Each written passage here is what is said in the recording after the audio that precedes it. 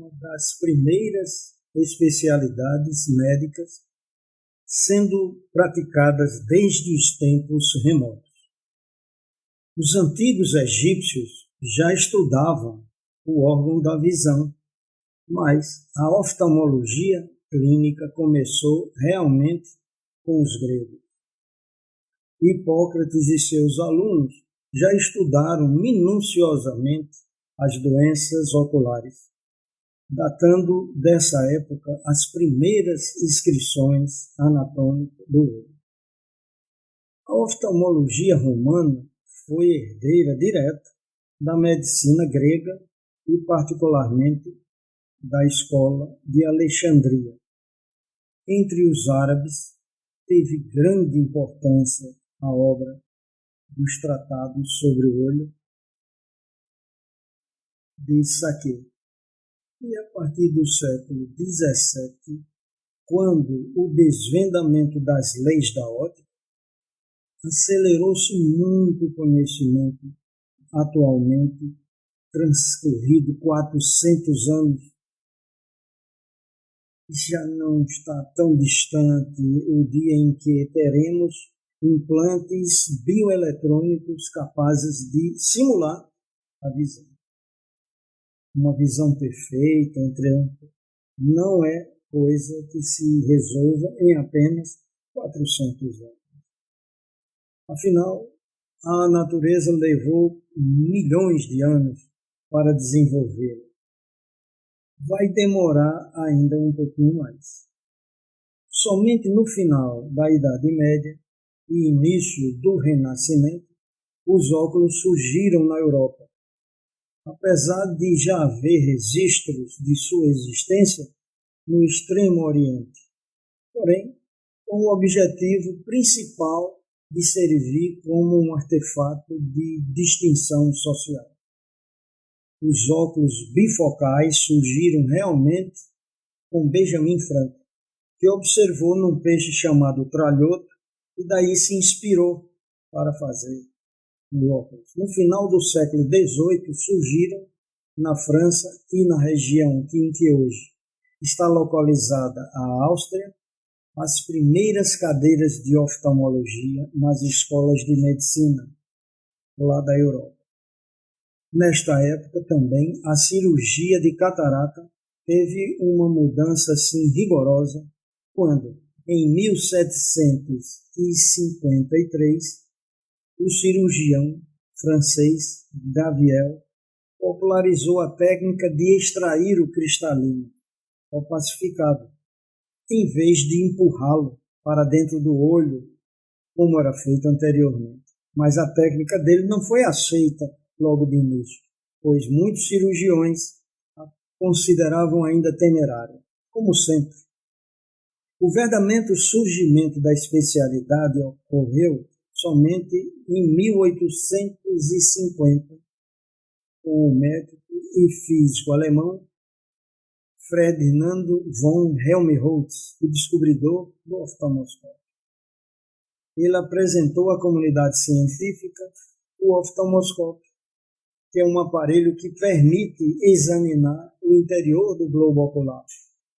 Apesar da demora na aceitação pelos médicos, mas o aparelho foi fundamental para que a oftalmologia avançasse como parte da medicina atual.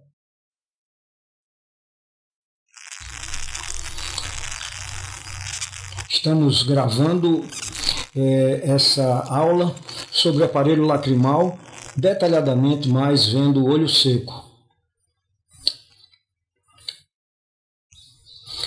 Existe esse termo olho seco e interessante é que os pacientes nos reclamam de olho choroso, olho com muita lágrima. É esquisito. O olho é seco, a doença é olho seco e o paciente apresenta lacrimação. Mas é interessante a gente fazer uma diferença entre lacrimação e epífora. Não é a mesma coisa, mas muito pouco se fala sobre esse termo, epífora. Então, a lacrimação é quando a lágrima se escoa pelo olho e é produzida por um excesso de produção de lágrima pela glândula lacrimal. Isso nós chamamos de lacrimação. Já a epífora é quando a lágrima escorre do olho, mas não pela produção excessiva da glândula lacrimal, e sim pela deficiência do escoamento dela, quando existe algum problema nos pontos e nos canalículos lacrimais, coisa que nós vamos ver aqui durante a exposição. E finalmente o olho seco, que é uma queixa muito comum, que nós vamos abordar nessa nossa conversa, que acontece em pessoas mais ou menos de idade, depois dos 50 anos de idade, e esse olho seco causa uma coisa interessante. O paciente queixa-se que o olho dele vive cheio de lágrimas. Mas existe uma explicação. Toda vida que o nosso polo anterior, nosso olho, a córnea, ela é estimulada por poeira, por fumaça, por qualquer coisa, a glândula lacrimal produz mais lágrimas, quer dizer, ela trabalha excessivamente. O olho seco dá ao paciente essa sensação, por isso que ele sente que o olho está lacrimoso, apesar de ser um olho seco. As lágrimas são secreções que limpam e lubrificam os olhos.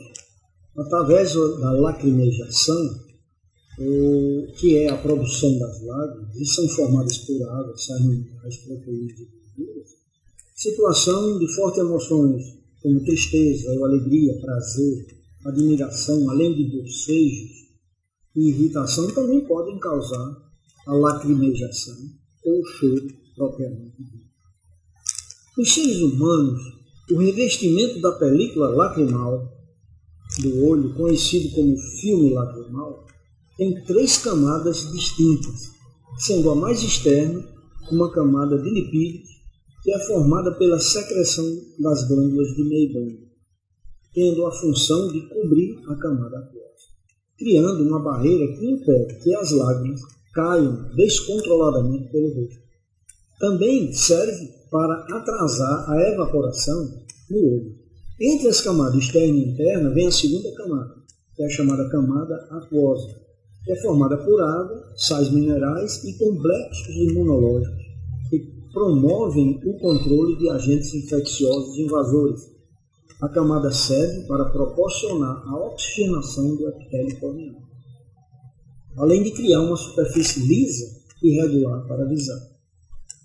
A terceira e última camada, chamada camada mais interna, que fica em contato direto com a superfície corneana, ela é formada por glicoproteínas, que são segregadas pelas glândulas caliciformes e permite que a solução aquosa se espalhe por toda a córnea, permitindo uma distribuição uniforme da película lacrimal. As glândulas lacrimais, elas secretam fluidos que fluem pelos canais excretores principais. Existem 3 tipos básicos de lágrimas. A lágrima chamada basal, que em olhos saudáveis a córnea é permanentemente mantida molhada e alimentada por essas lágrimas. Elas lubrificam os olhos e auxiliam em mantê-los livres da poeira. Esse tipo de lágrima é formado por água, mucina, lipídios, lisozima, lactoferrina, lipocalina, lacritina, imunoglobulinas, glicose, ureia, sódio e potássio. Veja quanta coisa tem nessa lágrima basal.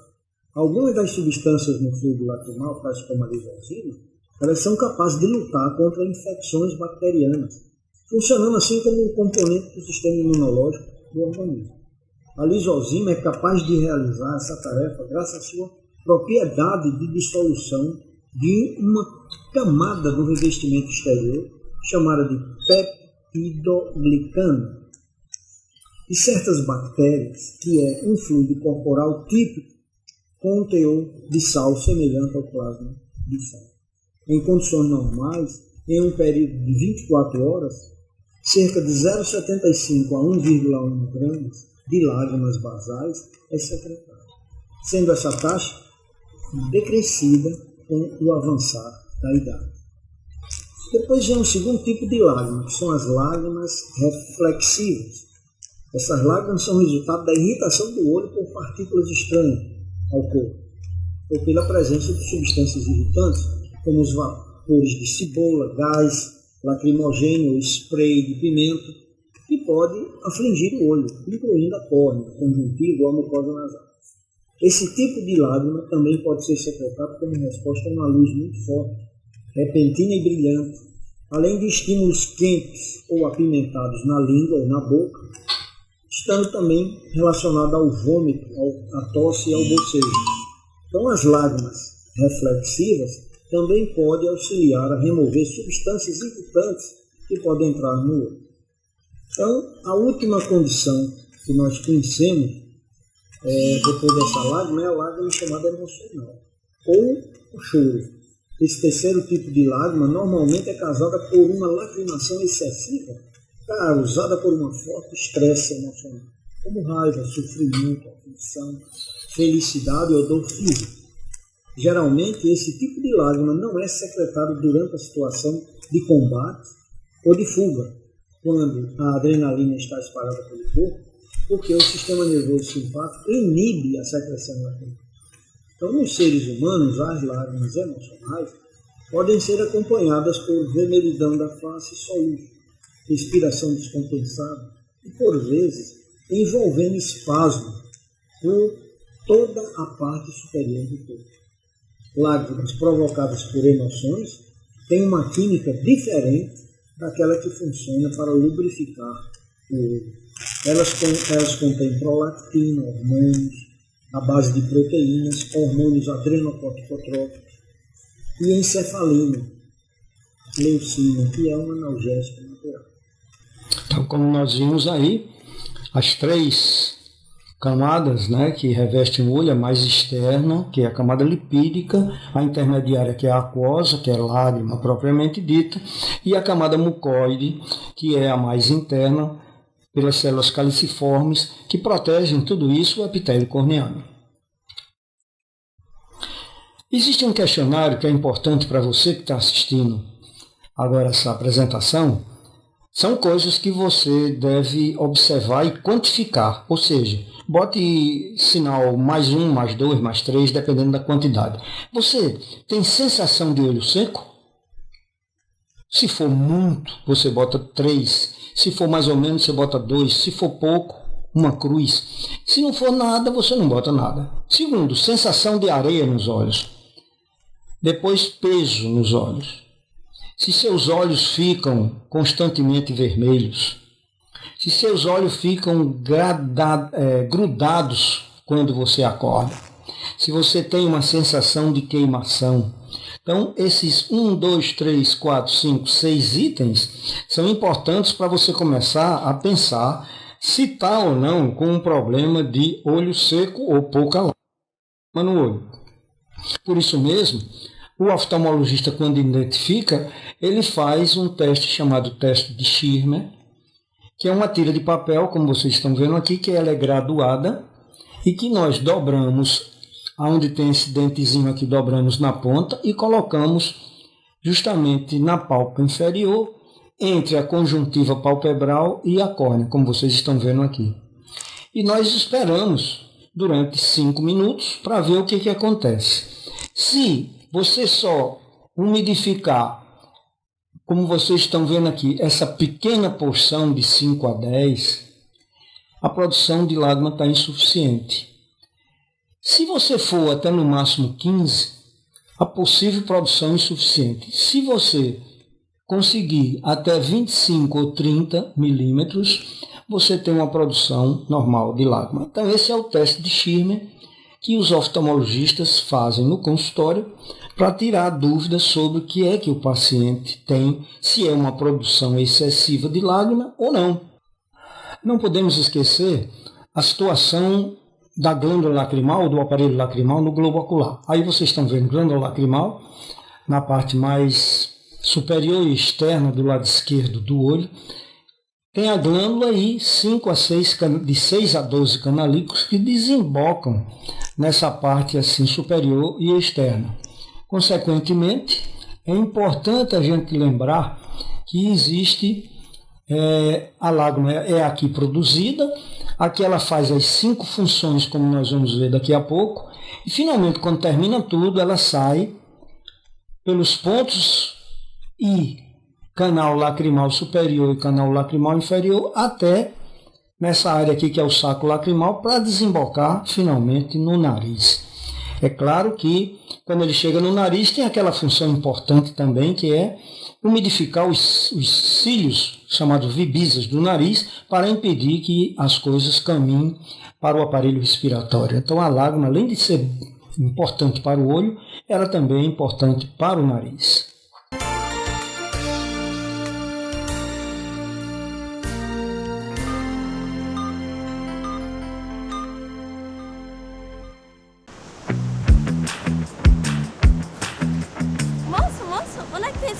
Lá na Esterbom.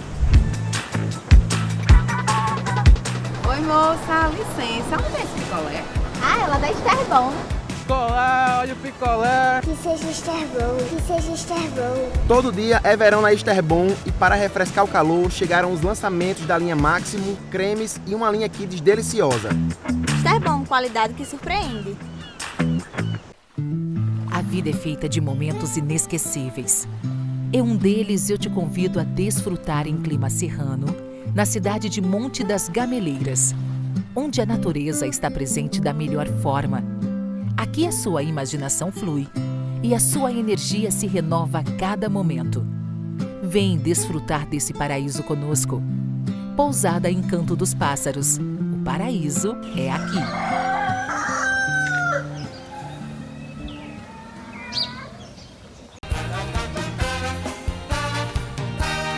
ABB Natal apresenta Sextou na ABB. Sextou na ABB. Sexta-feira, dia 23 de fevereiro, a partir das 21 horas. Venha curtir Orquestra Super Oara e Elaque Amaral.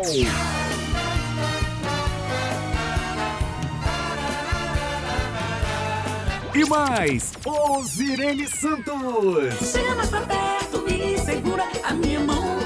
Orquestra Super Oara e Elaque Amaral.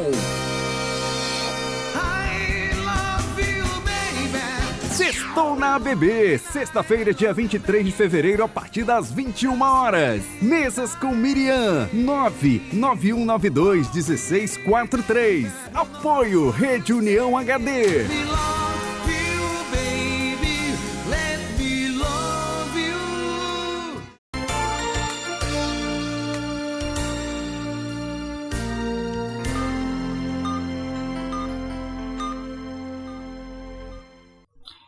Nós não podemos esquecer as 5 funções da lágrima. Então, antes de entrar no detalhe do olho seco, lembrem-se dessas 5 funções da lágrima. Então, primeiro, nutrição. O olho sem lágrima, ele adoece, a córnea morre. Por quê? Porque a córnea ela é avascular, ou seja, não tem vaso. Onde não tem vaso, não tem nutrição. E ela não tem vasos porque, se ela tivesse, não seria transparente. E a córnea tem que ser bem transparente. Então, a função importante da lágrima é nutrir esta córnea. Segundo, facilitar o deslizamento das pálpebras.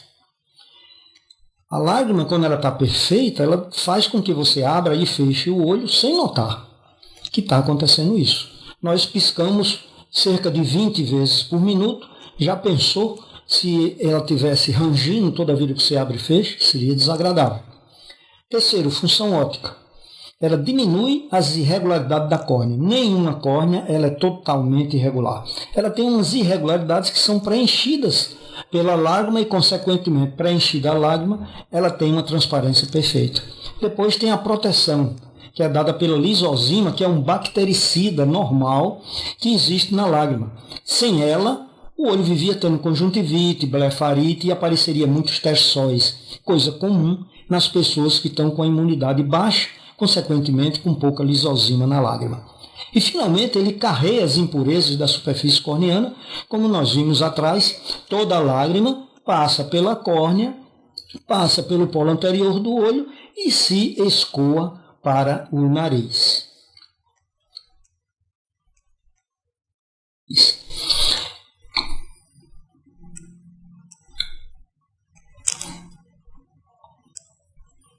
Existem algumas desordens famosas, que são também relacionadas com as lágrimas. Então, nós diríamos aqui a vocês que são elas: a síndrome das lágrimas de crocodilo, ou síndrome de Bogorá. É uma condição causada pela complicação após uma paralisia facial. Nesta rara complicação, os pacientes lacrimejam durante a salivação quando estão cheirando ou consumindo comida ou consumindo bebidas. A outra desordem chama-se síndrome do olho seco ou a ceratoconjuntivite síquica, que é uma desordem ocular causada por superdiminuição da produção da lágrima, ou a incapacidade das camadas lacrimais em protegerem a substância aquosa do olho contra a evaporação, que resulta então em olho seco. Temos então ainda a desautonomia familiar, ou síndrome de Riley-Dye, que é uma importante desordem do sistema nervoso e tem como principais sintomas a absoluta insensibilidade à dor e a ausência de lágrimas. Então, nós agora, na segunda parte desse nosso curso, vamos mostrar uma apresentação do olho seco. Então, vamos ver o mecanismo, como isso se faz, a etiologia, quer dizer, por que isso começa, os níveis de olho seco e, finalmente, os tratamentos.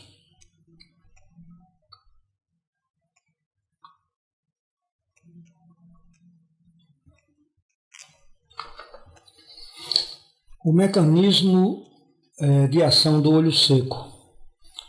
Temos os sintomas que são ardência, olho seco, olho arranhando, ou coçando, ou sentindo dor, ou fotofobia, que é horror à luz, lacrimejamento.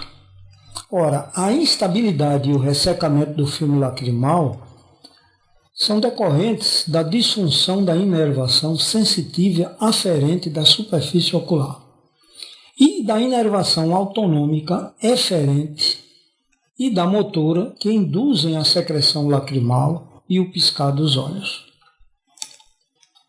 Assim como as funções das glândulas lacrimais principais e acessórias, que são as glândulas de Meibomius. Ainda, perda de mucina que dispersam na lágrima, o ressecamento causa hiperosmolaridade e as citocinas e as quimiocinas liberam metaloproteinases que estimulam a matriz, infiltração de células T e apoptose celular, com consequente resposta inflamatória e posterior distúrbio do filme lacrimal.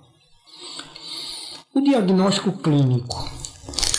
O diagnóstico clínico é estudar o menisco lacrimal com corante.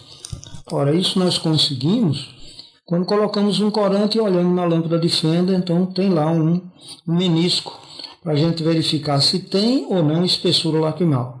Depois o teste de Schirmer, que é de 1 a 4 minutos e que nesse caso, no caso do olho seco, ele está bastante diminuído.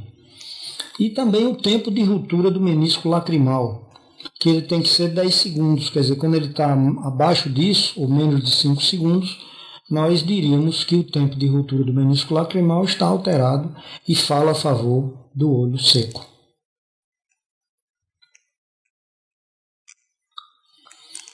Vamos agora para a etiologia do olho seco. Existem várias etiologias, que são essas aí, em número de 10. Uma delas é a idiopática, ou seja, a que a gente não sabe por quê. Não sabemos por que esse olho está seco, é uma delas, a idiopática. Depois tem outras patologias, como o lúpus eritematoso, temos o pênfigo ocular, a síndrome de Sjögren, o eritema multiforme, que é a síndrome de Stevens-Johnson, a esclerodermia, a poliarterite nodosa, a sarcoidose, a excisão ou retirada da glândula lacrimal, a síndrome de miculites e outras doenças associadas. Vocês vejam que a maioria das causas etiológicas do olho seco são dermatológicas e doenças do colágeno, quer dizer, doença do tecido conjuntivo, as doenças reumatológicas também incluídas. Mas existem outras doenças associadas que geram o olho seco, que é a diabetes, a polimiosite, o HIV, a hepatite B e C, a sífilis, a tuberculose, o tracoma e a paralisia facial. Então vejam que tem muitas coisas associadas a esse acontecimento. Quando nós identificamos um olho seco, nós temos que classificá-lo. E ele é classificado em nível 1, 2, 3 e 4. No nível 1, nós temos sinais conjuntivais sem comprometimento corneano. Quer dizer, você tem doenças só na conjuntiva. No nível 2, nós temos o nível 1 mais sinais visuais, lacrimais e córnea corando. No nível 3, nós temos o nível 2 mais ceratite intensa, que é aquela puntata superficial. E o nível 4, finalmente, que é o nível 3 mais alterando o estilo de vida do paciente, quer dizer, ele já não consegue ter uma vida mais normal.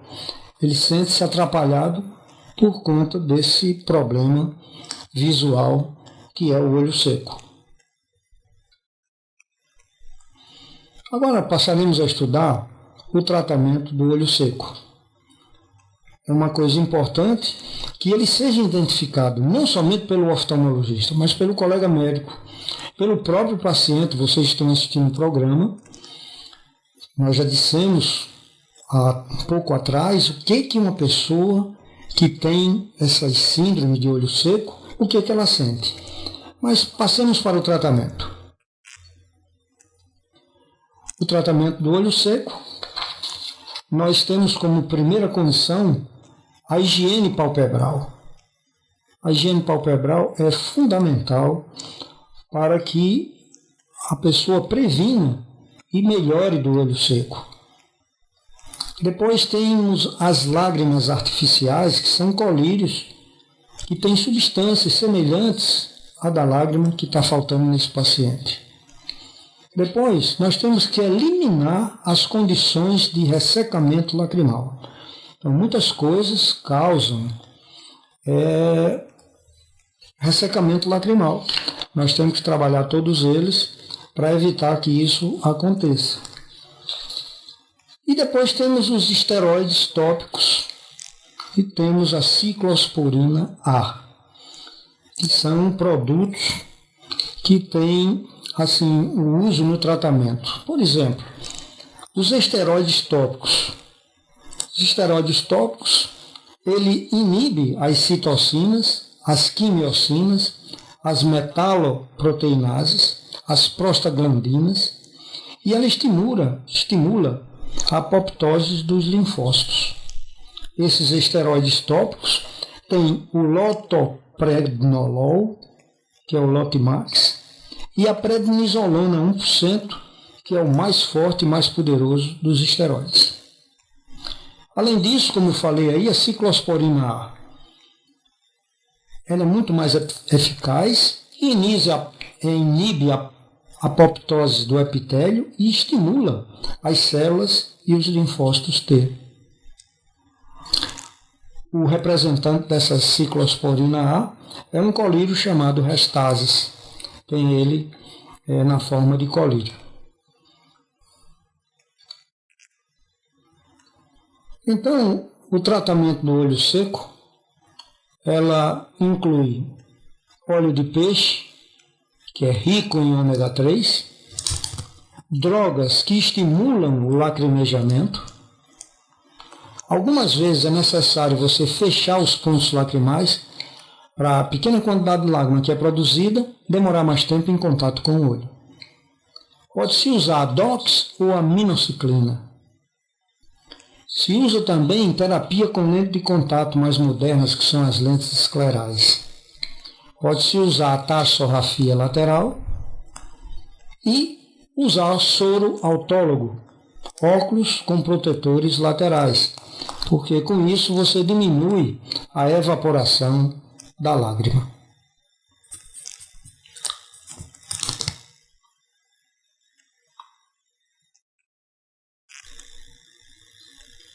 Bom, aí nós estamos vendo a rotina de exames que nós falávamos há pouco. Então, é uma coisa importante a gente lembrar que existe essa situação aí, né?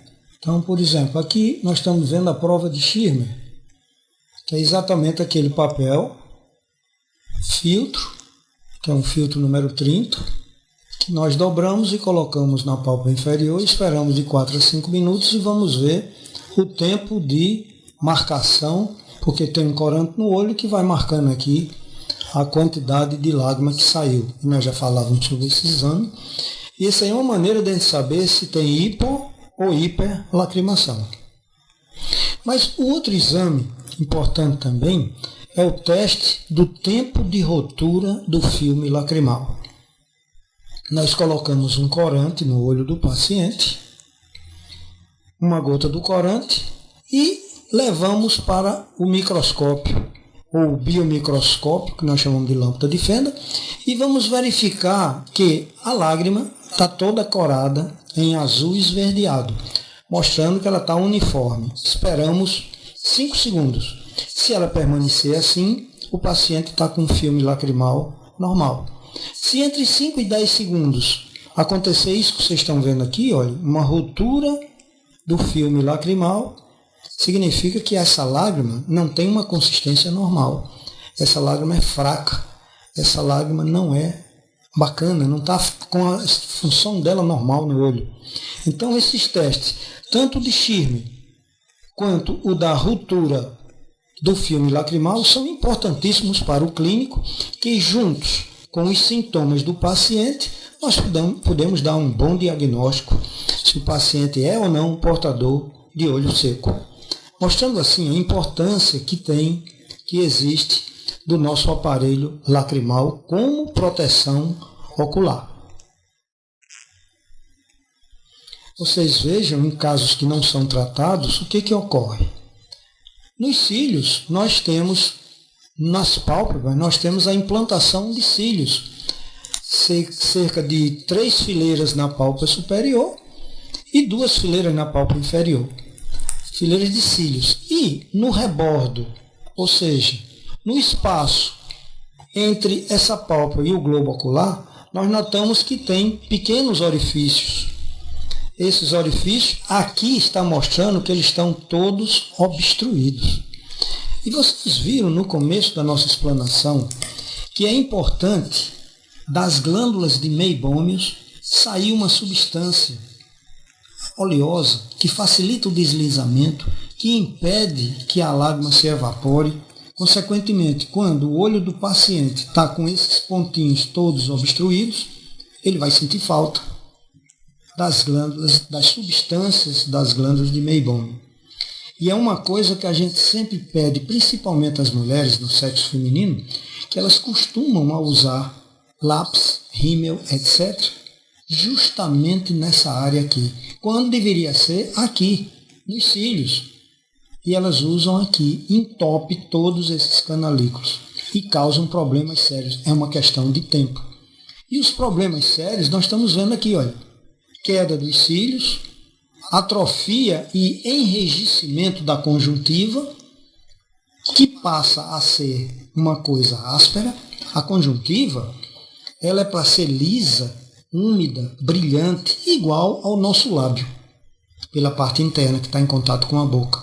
Se ela se tornar ressecada, como está aqui, se ela se tornar sem proteção dos cílios, ela vai pouco a pouco, olha, dar uma ceratite, ou seja, uma inflamação crônica da córnea, e essa inflamação vai substituir o tecido transparente, que é esse aqui da córnea, por um tecido opaco, esbranquiçado, que nós chamamos isso de leucoma.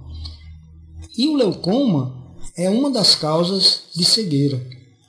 Portanto, tudo começou com aquela coisa insignificante que foi uma diminuição da produção de lágrima. E nós podemos chegar a esse caso de um leucoma desse tipo, que muitas vezes se faz uma última tentativa, que é o quê? Tirar essa córnea e colocar uma nova córnea, que nós chamamos isso de transplante da córnea. Portanto, nunca vamos esperar que isso ocorra. Vamos fazer todas aquelas condições que nós anteriormente já mostrávamos aí a vocês, para que não haja esses problemas futuros.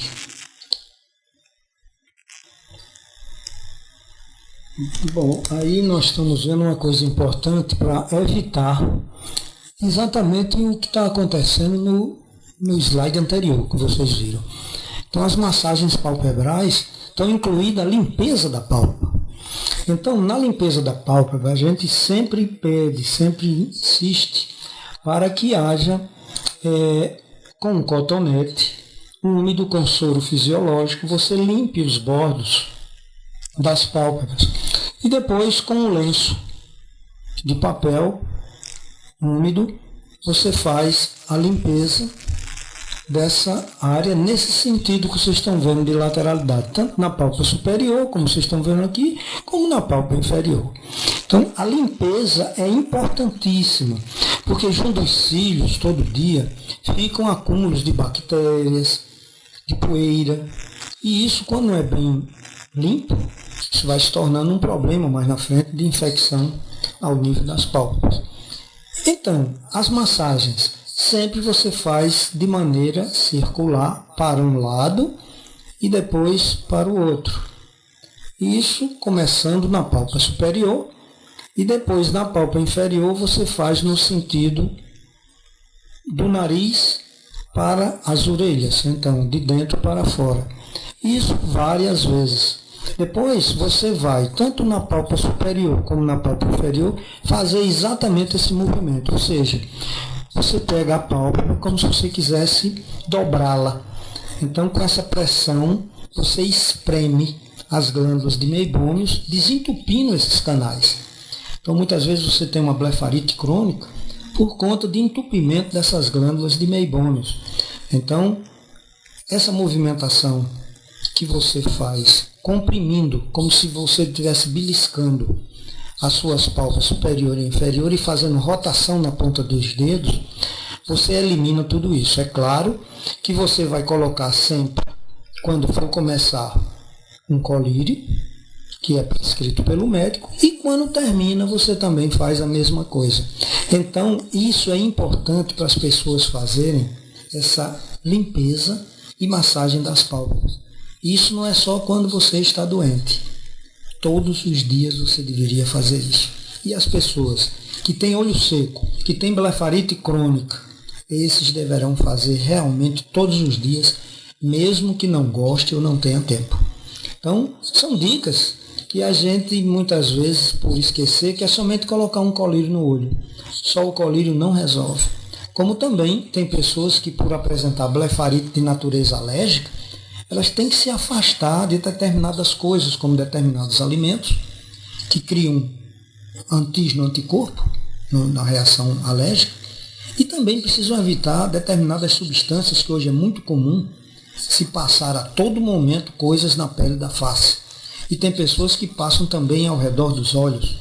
E as clássicas pinturas oculares, que elas fazem mais mal do que bem.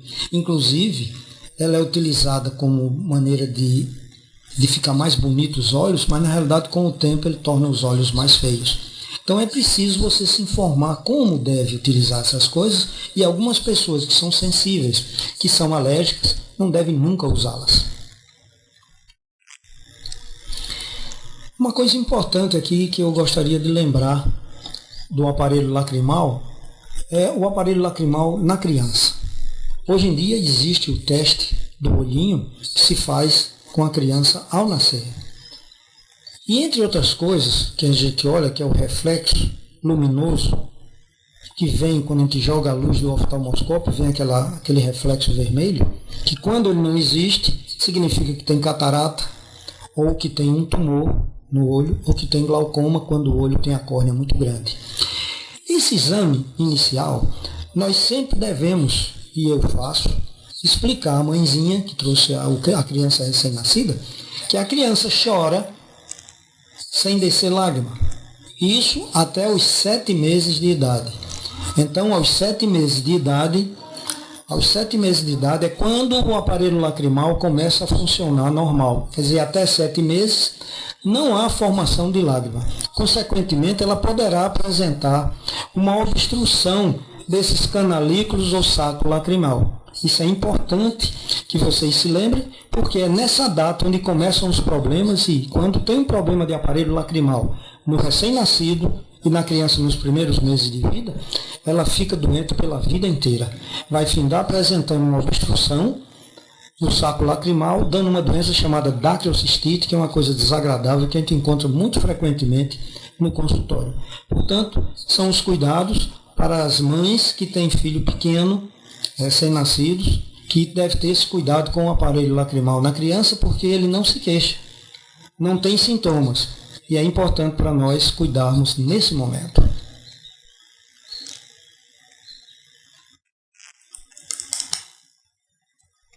Vamos agora mostrar esse filme que nos orienta mais alguma coisa aí ao nosso estudo.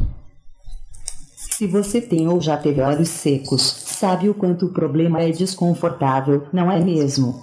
Trata-se de um distúrbio visual que dificulta a produção de lágrimas. O resultado disso é o aumento de infecção ocular. A doença afeta 1 em cada 10 pessoas acima de 40 anos.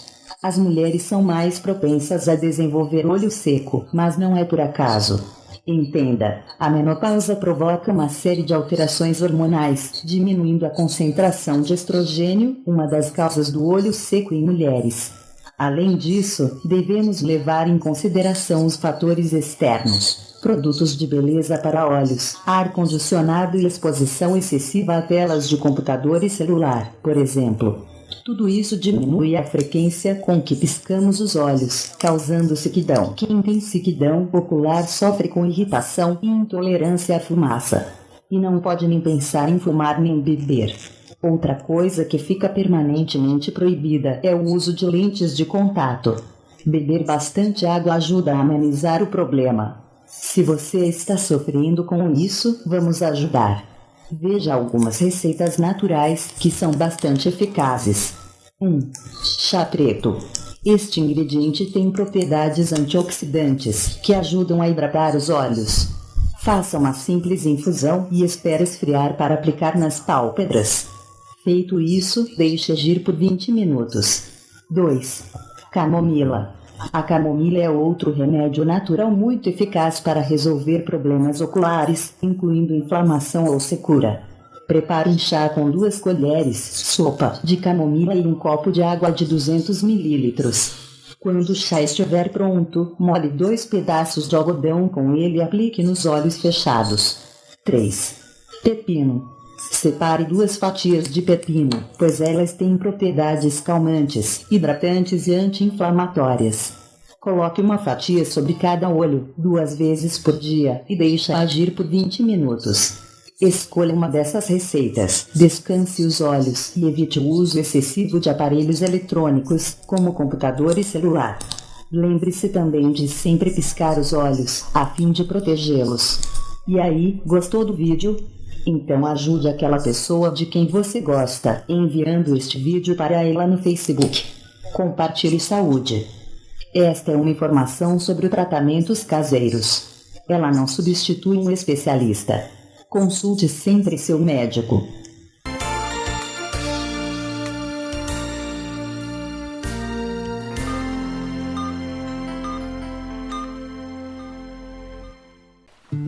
A vida é feita de momentos inesquecíveis. Em um deles eu te convido a desfrutar em clima serrano, na cidade de Monte das Gameleiras, onde a natureza está presente da melhor forma. Aqui a sua imaginação flui e a sua energia se renova a cada momento. Vem desfrutar desse paraíso conosco. Pousada Encanto dos Pássaros. O paraíso é aqui.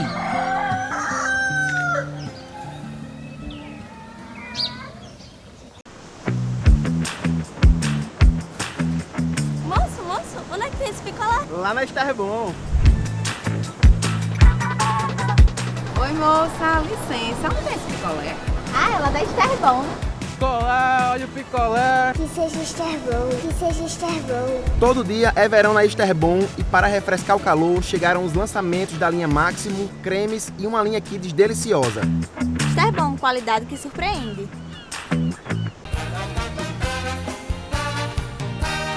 ABB Natal apresenta Sextou na ABB. Sextou na ABB. Sexta-feira, dia 23 de fevereiro, a partir das 21 horas. Venha curtir Orquestra Super Hora e Elaque Amaral.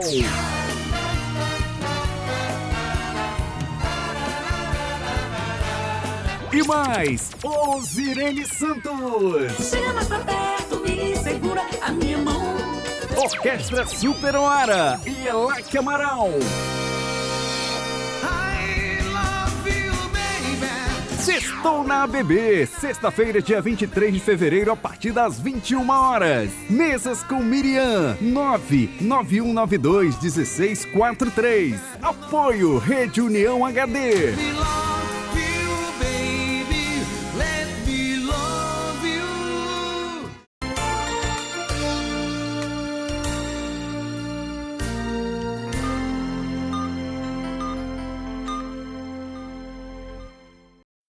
Pessoas costumam se preocupar com a saúde de órgãos, como o coração, pulmões, entre outros.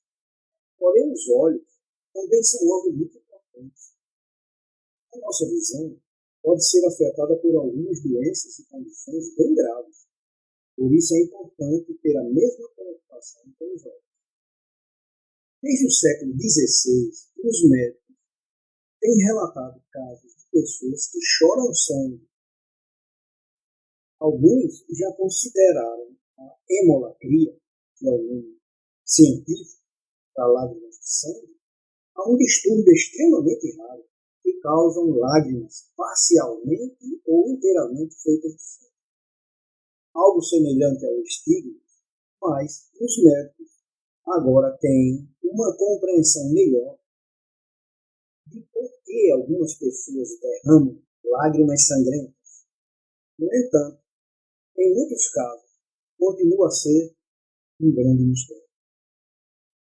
O que poderia ser um dos primeiros casos registrados da hemolacria, o médico italiano no século XVI, chamado Antonio Brassavola, escreveu sobre tratar uma freira que chorava lágrimas sangrentas quando estava menstruada. Então, em 1581, um médico flamengo escreveu sobre uma menina de 16 anos que descarregava seu fluxo menstrual através dos olhos, como gotas de lágrimas sangrentas, em vez de atravessar o útero vivo. Uma das causas para a hemolacria são as alterações hormonais. A ciência moderna, agora, aceita essa ideia. De acordo com um estudo de 1991 de 125 indivíduos saudáveis, a menstruação contribui para a hemolacria oculta, ou vestígios de sangue em lágrimas. Foi comprovado que cerca de 18% das mulheres férteis têm algum sangue em suas lágrimas, quando somente 7% das mulheres grávidas mostram sinais de suas lágrimas serem sangrentas. Os cientistas concluíram que a hemolacria oculta em mulheres férteis parece ser induzida por hormônios, enquanto que a hemolacria é provocada por fatores locais como conjuntivite bacteriana, danos ambientais ou lesões. Houve 2 casos notáveis de hemolacria no Tennessee. Calvino Inman e Michelle Spen, ambos viviam ou vivem no Tennessee. E os médicos têm sido incapazes de descobrir uma razão pela qual choram sangue. Inman, que vive em Rockwood, tinha 15 anos.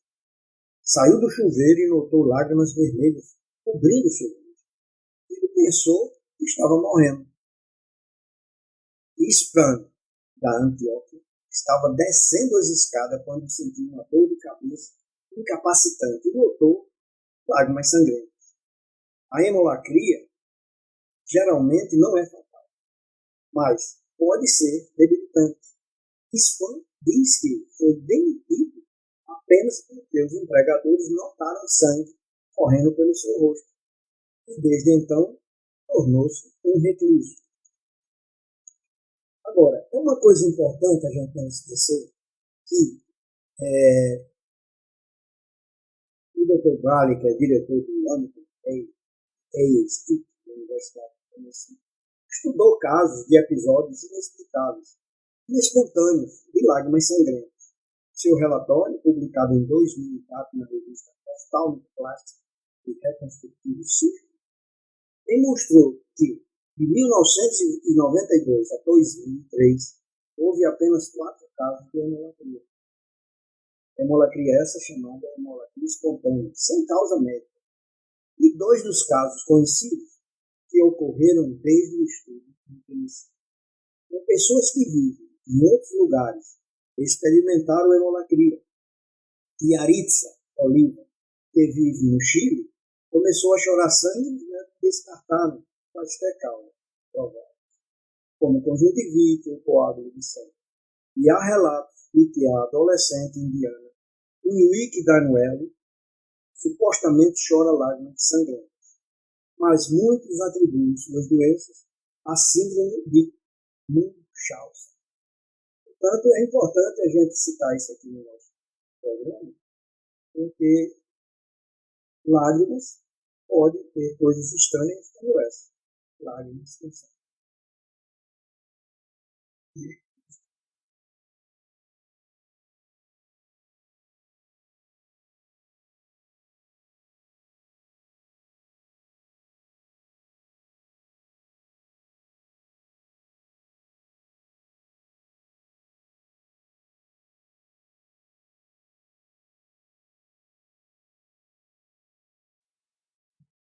Mas agora nós vamos concluir o nosso programa sobre aparelho lacrimal, dizendo também alguma coisa que interessa aos poetas. Chorar é lindo, pois cada lágrima na face são palavras ditas de um sentimento calado. Pessoas que mais amamos são as que mais magoam, porque queremos que elas sejam perfeitas. E esquecemos que são apenas seres humanos. As lágrimas não doem. O que dói são os motivos que as fazem cair. Não deixe de acreditar no amor, mas certifique-se de estar entregando o seu coração para alguém que dê valor. Não podemos deixar de citar Mário Quintana, que foi quem fez essa poesia. Muito obrigado e até o próximo. Então nós terminamos aqui essa apresentação que foi feita especialmente para o programa Saúde é Tudo, pela sua TV União, e nós nos encontraremos brevemente em outras situações para que nós possamos realmente fazer alguma coisa para que possa melhorar a sua vida, para que você possa entender melhor os sintomas oculares, para com um diagnóstico precoce você evitar o que nós chamamos sequelas visuais por falta de diagnóstico. Muito obrigado e até o próximo encontro.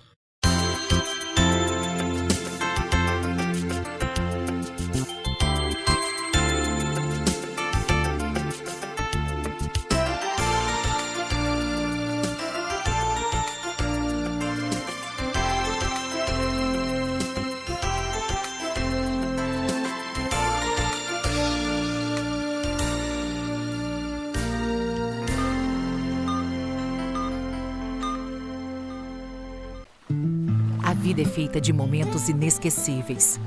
Em um deles, eu te convido a desfrutar em clima serrano, na cidade de Monte das Gameleiras, onde a natureza está presente da melhor forma.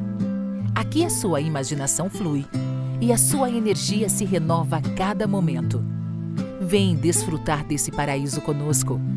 Pousada Encanto dos Pássaros. O paraíso é aqui.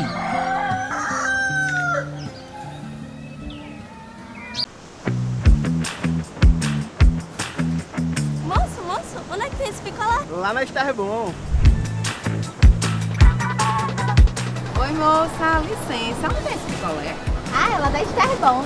Picolé, olha o picolé. Que seja Esterbom, que seja Esterbom. Todo dia é verão na Esterbom e para refrescar o calor chegaram os lançamentos da linha Máximo, cremes e uma linha Kids deliciosa. Esterbom, qualidade que surpreende.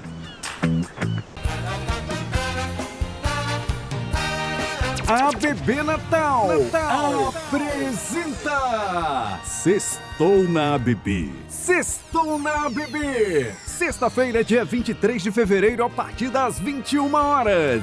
Venha curtir Orquestra Super Hora e Elaque Amaral.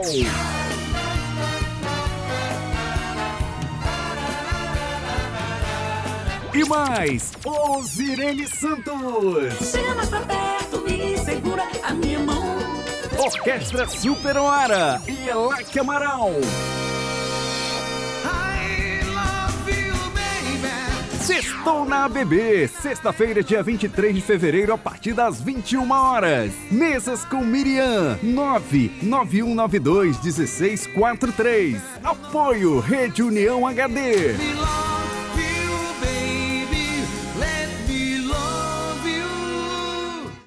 A TV House é uma assistência técnica especializada em televisões de todas as marcas e autorizada das marcas Mondial, Mallory, Cadence, entre outras. Somos a escolha confiável quando se trata de resolver qualquer problema com a sua televisão, cafeteira, liquidificador, ventilador, micro-ondas e muito mais. Com uma equipe de técnicos altamente treinados e qualificados, estamos prontos para diagnosticar e reparar qualquer tipo de falha do seu eletrodoméstico. Funcionamos de segunda a sexta, das 8 às 17 horas e sábado, das 8 às 12 horas. Venha fazer o seu orçamento sem compromisso.